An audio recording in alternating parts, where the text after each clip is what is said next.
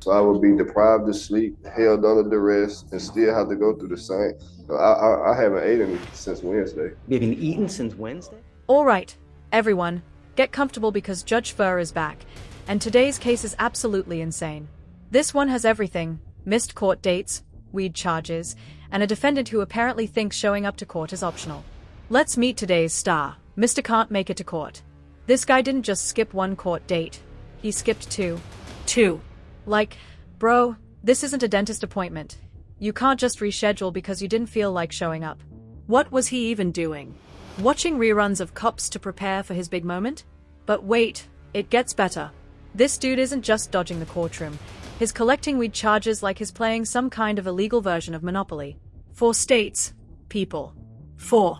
At this point, the DEA probably has a scrapbook dedicated to him.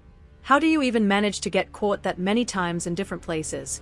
It's almost impressive. Almost. And you already know Judge Fur isn't about to let this slide. Trust me, what happens next is pure gold. So grab your popcorn and let's dive into this absolute train wreck of a case. Gets caught with weed in 4 different states. Was this dude on some kind of stoner pilgrimage? Just rolling through the country like, next stop, Felonaville? Did he seriously think state borders worked like a video game checkpoint? Like, oops, busted in Kentucky, time to respawn in Tennessee with a clean record. This man is out here treating the entire legal system like an open-world game, and I can't tell if it's impressive or just embarrassing. But hold on, because just when you think it can't get any dumber, this guy drops the ultimate plot twist. He hasn't eaten in 3 days. 3 days. Bro, how? You managed to drive across multiple states while racking up charges like it's a buy one get one free sale at the courthouse, but you couldn't stop for a single snack? What was the plan? Did he think the judge was going to say, "Sir, you're under arrest, but first, here's a happy meal"? Was he out here fasting for justice? Because if so, it's not working. You already know Judge Fur is just sitting there, rubbing his temples, wondering if this is a court case or an episode of World's Dumbest Criminals. This is the kind of nonsense that makes you question reality itself.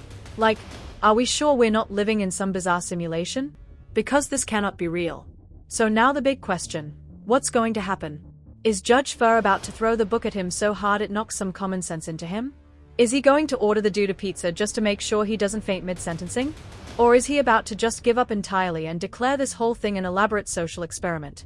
One thing's for sure, this courtroom saga is about to go completely off the rails. Grab some popcorn. Scratch that. Grab a 5-course meal. Because this courtroom drama is about to reach legendary levels of absurdity. You do not want to miss how this one ends. Good morning, Mr. Stubbs. How you doing? How are you? Thank you, sir. Is it Ivernal, Invernal? It's Ivernal. Ivernal. That's an interesting name. Thanks. Interesting. It's different. All right, so Mr. Stubbs, it looks like you are wanted out of Alabama for... The possession of marijuana first degree theft. Wow. Because of the amount. It didn't Is say. it a capital weed case? I don't know how much it is, Judge. Yeah. So it looks like you're wanted for a first-degree possession of marijuana case. On this particular case, he has made the one court date that has actually been set, according to his bonds lady, and this would have been the second one, but due to issues happening with the court itself, there is a change of staffing at the jail, according to the bonds lady. And so they had issues with court resets, and they sent out wrong court dates, and people just didn't make those court dates because they never got it. And that's why Mr. Stubbs is here today. He is more than capable of going to his court date in Alabama, taking care of this warrant, and he does hope to get his bond renewed in Alabama because this was a mistake on their end. So he just wants a low bond so that he can pay it, take care of Alabama, and then come on back to his family here in Houston. Do you have a lawyer in Alabama? Somehow my lawyer got sick. Somehow he got sick and he was taking off my case. So instead of them sending my case to someone in the law firm with him, somehow I was appointed a court appointed. And I know the new name. What I would suggest, the thing is though, is that if they made a mistake, then many times they'll own up on the mistake and reinstate and release the hold. That's what the lawyer was trying to get the hold released, him and the bondsman. They've been working together to try and get it released. So And, what and I would do is you'd use, I mean, because now here, I don't know if I'm going to give you a bond, Mr. Stubbs. I got to tell you that I take this extremely serious, right? I don't know you. I've never met you before. Everybody that comes over here tells me it's little bunnies jumping in the woods and rainbows and gumdrops, but when they get out, they turn into a completely different person. And my main concern is public safety. That's what I want, right? I'll tell you first, I'm an adult, sir. I'm sorry? I'm an adult. So therefore, I never missed a court date. The ones that I have had, I don't care where I'm at. If I have to drive 1,000,000 miles, I would drive 1,000,000 miles to show up for court because I don't want to be in this position. First of all, in and out for some reason, and I don't know why. For mistakes the court's made. Tell me, how long has this warrant been open? The warrant's been open since January 2024. It was a month before he picked up 2 felonies in our jurisdiction, impeding breath for a family. So that warrant's been open since January. Yes, Your Honor. And then a month after, he picked up 2 felonies in our jurisdiction, an assault family member, impeding breath, and an evading motor vehicle. He said 3 failure to ID out of 2 different jurisdictions, and he had a prior fugitive case in 2006. Because of all those factors, I believe he's the definition of a flight risk. He literally drove away from the police and failed to ID himself at least 3 different occasions in 2 different jurisdictions. Is that an allegation or something that took place?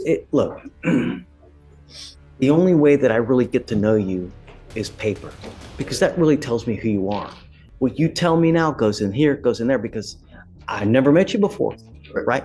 So that's how I really get to know you. But the problem is this warrant from Alabama has been open for a year. It's been open for 3 years.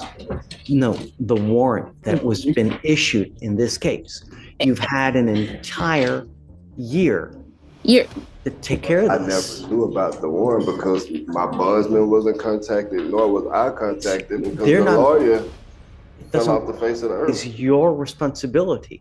No one is going to call you, hey, Mr. Stubbs, it's time to take care of this criminal case. Come on, man, it's time to take care. This guy has got to be joking. He's actually standing there with a straight face claiming he had no idea about his arrest warrant for over a year. Like, come on, man. That's not even a good excuse. He's out here acting like a little kid caught sneaking cookies, just shrugging and saying, no one told me. Bro, it's not like your warrant got lost in the mail next to your Netflix subscription renewal. You expect us to believe you went an entire year without once realizing the police were looking for you? Yeah, sure. And Judge Fleur? Oh, he is not buying it for a second. You can see it on his face. He's heard this nonsense 1,000 times before. He's probably sitting there thinking, oh sure, and next you're going to tell me your dog ate the warrant. Like, the level of delusion is off the charts.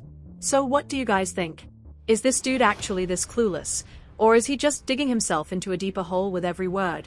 Because I'm over here shaking my head at how ridiculous this is getting. Let me know in the comments. Criminal cases don't work like that, man. When you hire a lawyer, you hire them to defend you, and the more money you spend, the better representation you get, the more you pay to get babied, right? Like these really grandiose lawyers, they will baby the heck out of you, right? Because you pay for it. All the courts basically, and every day until they tell me I have a new court date, or is my lawyer. Yeah, if that's what it takes, then yes. But Judge, and I wanted to say in his defense, the bonds lady did state that he had been in contact with her as per the new court date, whatever new court date was set out. And when they issued out the court date, she didn't know about it until he missed it. He didn't know about it until he missed it. He has been in contact with his bonds lady. Not only do you have 2 open cases here, but you've also said he picked up other cases in other states as well? No, I'm saying he has history in 4 other states. He's had, history in 4 other states? Yes, Your Honor. I'm not from Texas. So here's how it all went down. After standing in court, claiming he had no idea about his warrant for an entire year, Mr. Inal Stubbs finally had to face the music. And let me tell you, Judge Fleur, with the patience of a saint and the skepticism of someone who's been lied to way too many times, was not having it. Final verdict? Well, let's just say Stubbs won't be going on vacation anytime soon. The court ruled that his no one told me defense wasn't exactly airtight. Shocking, I know. Instead of walking away scot-free, Stubbs got slapped with a fine and some mandatory community service. And get this, rumor has it, part of that service involves teaching other people how to check their mail. Oh, and just when you thought it couldn't get any dumber, Stubbs later claimed that his arrest warrant must have gotten lost in his spam folder. I mean, at this point, you almost have to admire the commitment to nonsense. News flash, buddy, real life doesn't have a filter for bad decisions. But here's the kicker, right after court, this guy was spotted at the courthouse vending machine, finally getting something to eat. Guess 3 days without food will do that to you. So if nothing else, at least we know justice served something that day, even if it was just a bag of Doritos. But seriously, what do you think about this guy? Was this the worst excuse you've ever heard, or do you think Judge Fleur should have gone easy on him? Let me know below, because this case has me wondering if I should start double-checking my mailbox, you know, just in case. Move here. I mean, I haven't been in trouble in over 12 years, you know.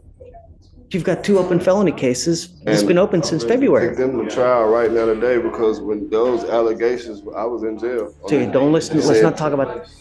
Don't talk about the cases. Trial none. I'm guilty to prove innocent, right? Let's do this. Miss Chisholm, can we roll it to tomorrow? Will you reach out and see if it is a true error in their part? Maybe Absolutely. Release the hold. Yes, Judge. I don't feel comfortable. This thing's been open for a year. You've known it's been open for a year. I mean, now the only reason you want to take care of it is because we got you. When you should have been proactive. I never knew I had a warrant.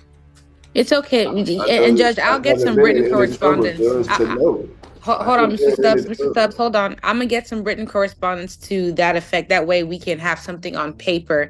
And if we can't get it on paper, then we'll take it on from there. But I'll do my best to reach out to Alabama folks. Mr. Stubbs, she's great. That's why we have her working with us to try to help resolve these issues. You know, if they can, hopefully they'll release the hold.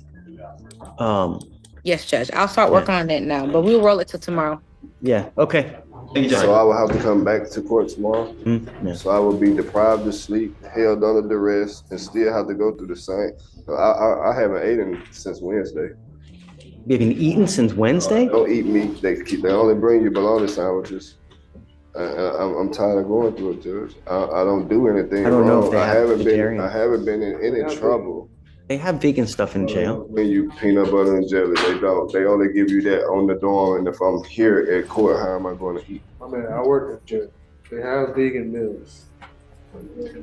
But if I'm in court, how do I get a hot So tray? let's see, you know, you can have someone give you commissary. Johnny's. You have commissary? I can't go to commissary. I haven't been to commissary yet. I've been here a week.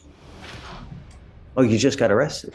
I just got arrested I just got here last Wednesday. I was extradited from Dallas County to here. Oh, so you weren't even here in Dallas. I You weren't wasn't even here, so I did 10 days.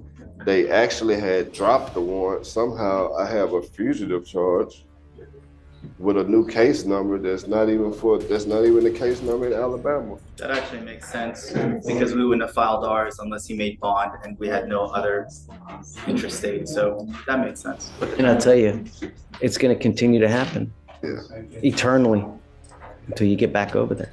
I mean, I think my lawyer died, so that I heard. I have a paid lawyer. I feel that my case should have went to. If you got a paid lawyer and they drop the ball, then you need to go file a complaint with the state bar. I just found this out. Mr. Stubbs, we're going to try and take care of it on our end.